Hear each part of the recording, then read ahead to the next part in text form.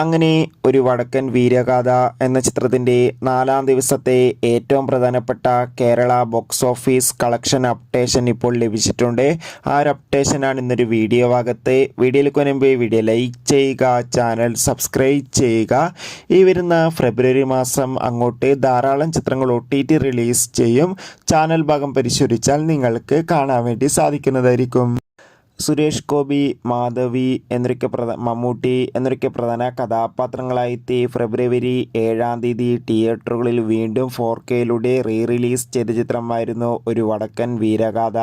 എല്ലാ സിനിമാ പ്രേമികളും ഒരേപോലെയായിരുന്നു മമ്മൂട്ടിയുടെ വടക്കൻ വീരഗാഥ എന്ന ചിത്രത്തിൻ്റെ റിലീസിനായി കാത്തിരുന്നത്. ചിത്രത്തിന് അത്യാവശ്യം മികച്ചൊരു പോസിറ്റീവ് റെസ്പോൺസ് തന്നെയാണ് ഇപ്പോഴും പുറത്തുകൊണ്ടിരിക്കുന്നത്.